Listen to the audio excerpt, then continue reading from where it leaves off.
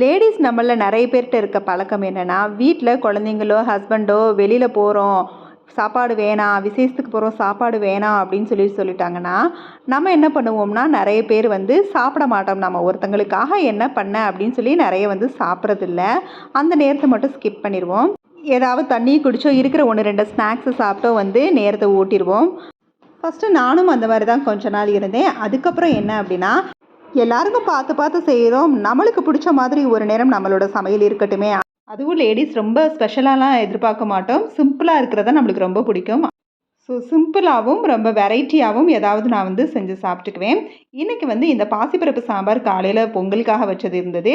வீட்டில் எல்லாரும் இந்த சாம்பார் இட்லி தோசை பொங்கலுக்கு மட்டும்தான் சாப்பிடுவாங்க. ஒயிட் ரைஸ்க்கெலாம் ஊற்றிக்க மாட்டாங்க. ஆனால் ஒயிட் ரைஸ்க்கு எனக்கு இந்த சாம்பார் ரொம்ப பிடிக்கும்.